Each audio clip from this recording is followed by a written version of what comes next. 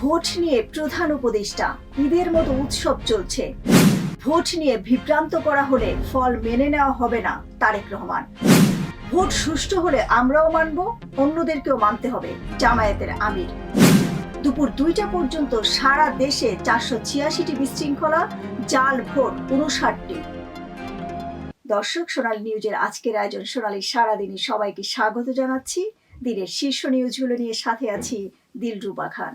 শুনছিলেন শিরোনাম, এবারে বিস্তারিত। ত্রয়োদশ জাতীয় সংসদ নির্বাচন ও গণভোটে ভোট দিয়েছেন প্রধান উপদেষ্টা ডক্টর মোহাম্মদ ইউনূস। ভোট প্রদান শেষে সাংবাদিকদের সঙ্গে আলাপকালে প্রধান উপদেষ্টা বলেন, আজকে আনন্দের দিন, ঈদের মতো একটা উৎসব চলছে। এ সময় উপস্থিত সবাই প্রধান উপদেষ্টাকে ঈদ মোবারক বলে শুভেচ্ছা জানান। নতুন বাংলাদেশের জন্মদিন, সারা দিন ব্যাপী আমরা এই জন্মদিন উৎসব পালন করব।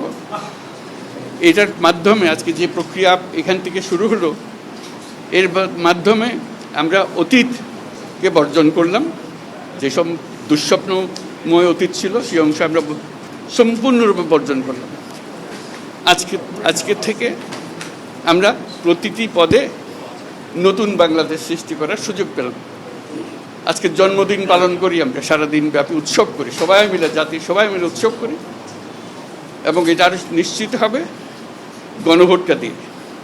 প্রার্থীর জন্য আমরা ভোট দিলাম, সেটা খুব গুরুত্বপূর্ণ, কিন্তু গণভোটটা খুবই গুরুত্বপূর্ণ। তো সবাইকে আহ্বান জানাচ্ছি গণভোটে অংশ নেবার জন্য, যাতে করে আমরা নতুন বাংলাদেশ গড়ে তুলতে পারি। খুব ভালো লাগবে, এটা আমার জীবনের মহা আনন্দের দিন এবং বাংলাদেশের সবার মনে এটা মহা আনন্দের দিন, মুক্তির দিন, আমাদের দুঃস্বপ্নের অবসান, নতুন স্বপ্নের শুরু। সেটাই হলো আমাদের আজকের এই প্রক্রিয়া। অসংখ্য ধন্যবাদ সবাইকে। ভোট কেন্দ্রে আগে তো আপনারা অনেক কুকুর দেখিয়েছেন টেলিভিশনে, আজকে কেন্দ্রের ধারে কাছে কোনো কুকুর দেখছি না।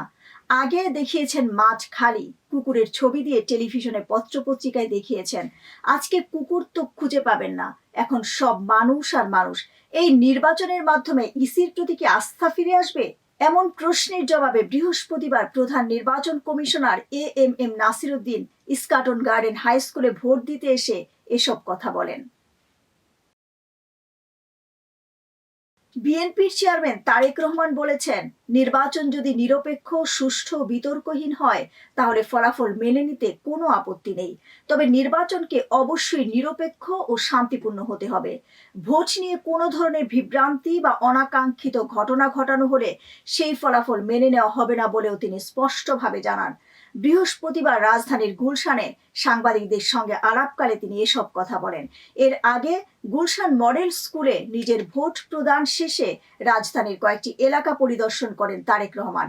পরে গুলশানে তার কার্যালয়ের সামনে উপস্থিত সাংবাদিকদের বিভিন্ন প্রশ্নের জবাব দেন তিনি। ভোট শান্তিপূর্ণ, সুষ্ঠু, সবার কাছে গ্রহণযোগ্য হোক, এই প্রত্যাশা করেছেন জামায়াতের ইসলামের আমির ডক্টর শফিকুর রহমান। বৃহস্পতিবার জাতীয় সংসদ নির্বাচনে নিজের ভোট দিয়ে তিনি সাংবাদিকদের এমন প্রতিক্রিয়া ব্যক্ত করেন। এর আগে সকাল 8টা 28 মিনিটে জামায়াতের আমির মণিপুর বালক উচ্চ বিদ্যালয় কলেজে ভোট দিতে যান। ভোট দেওয়ার পরে জামায়াতের আমির বলেন, জাতি এই ভোটের অনেক অপেক্ষায় ছিল, বিশেষ করে যুব সমাজ।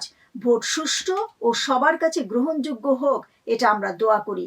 এই ভোটের মাধ্যমে দেশে এমন সরকার গঠিত হোক যে সরকার কোনো ব্যক্তি, পরিবার কিংবা দলের হবে না, বরং যে সরকার হবে 18 কোটি মানুষের। আমরা সেই সরকার গঠনের ব্যাপারে আশাবাদী।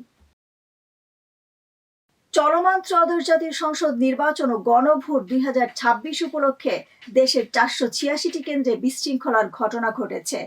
জাল ভোট দেওয়া হয়েছে 59টি এবং ব্যালট বাক্স ছিনতাইয়ের ঘটনা ঘটেছে 3টি জায়গায়। বৃহস্পতিবার দুপুর 2টা পর্যন্ত স্বরাষ্ট্র মন্ত্রণালয়ের জরুরি সমন্বয় সেল থেকে এ তথ্য নিশ্চিত করা হয়েছে। সমন্বয় সেলের তথ্য বলছে, দুপুর 2টা পর্যন্ত দেশের বিভিন্ন কেন্দ্রের মধ্যে পোলিং এজেন্টদের বের করে দেওয়ার ঘটনা ঘটেছে। সারা দেশে বিভিন্ন প্রার্থীদের সমর্থকদের মধ্যে সংঘর্ষের ঘটনা ঘটেছে 135টি জায়গায়। দেশের সব কেন্দ্রের মধ্যে 486টি ভোট কেন্দ্রে বিশৃঙ্খলার ঘটনা ঘটেছে। দর্শক, আজ এ পর্যন্তই। সোনালী নিউজের সাথে থাকার জন্য ধন্যবাদ।